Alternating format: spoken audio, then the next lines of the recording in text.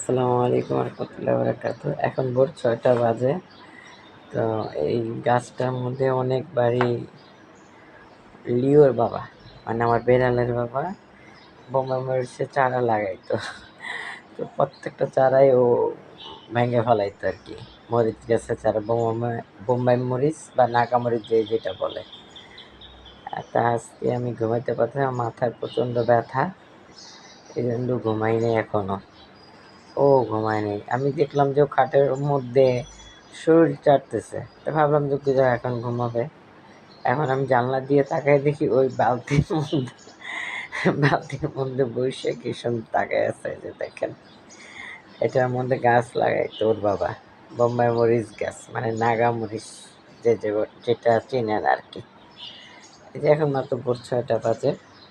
আমিও ঘুমাই না, আমার মাথা একটু সমস্যা হইতেছে, ব্যথা হইতেছে, বমি বমি লাগতেছে।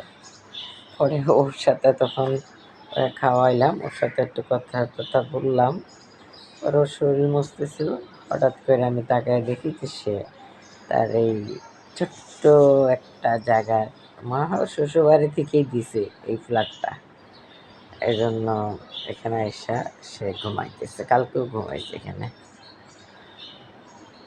ভালো থাকবেন, আল্লাহ হাফেজ, আসসালামু আলাইকুম রহমতুল্লাহ।